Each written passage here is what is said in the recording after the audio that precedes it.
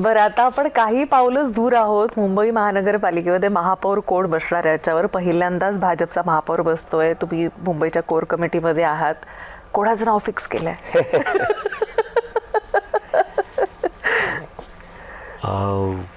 माननीय देवेंद्र फडणवीसांनी एक बैठक घेतली. त्यात सगळ्यांना विचारलं.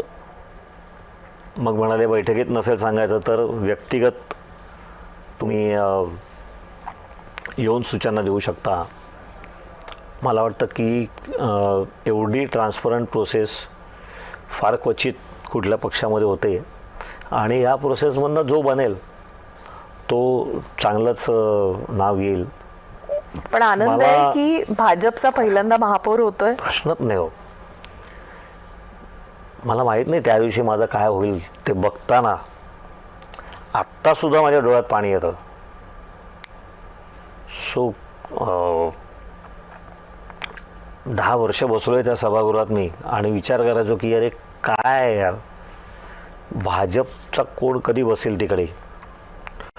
सो आताही मुळात तर अजून हे गुलदस्त्यात की भाजपचा होतोय की शिवसेनेचा होतोय मला माहित नाही. मला तरी माहित नाही.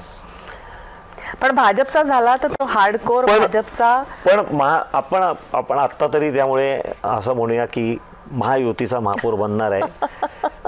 पण त्या महायुतीच्या महापौरामध्ये 89 भाजपचे नगरसेवक असणार. खरं. कोण बनतो XYZ कोण जो कोणी बनेल, भाजपचा बनेल की शिवसेनेचा बनेल हेही गौण आहे. मी ज्या भाजप गटाचा गटनेता होतो त्यामध्ये 35 नगरसेवक होते भाजपचे.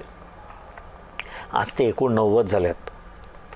आणि भाजप आता महापालिकेमधला एक ड्रायव्हिंग फोर्स खरं असणार आहे. ते सभागृह कधी एकदा बघीन असं झालंय. म्हणजे 82 होते मागच्या वेळेला सुद्धा, पण तो जरी कमी होते. बरोबर. 2 कमी होते शिवसेनेपेक्षा. ह्या वेळेला 89 भाजप सर्वात मोठा पक्ष आहे. तेच खूप मोठं समाधान आहे.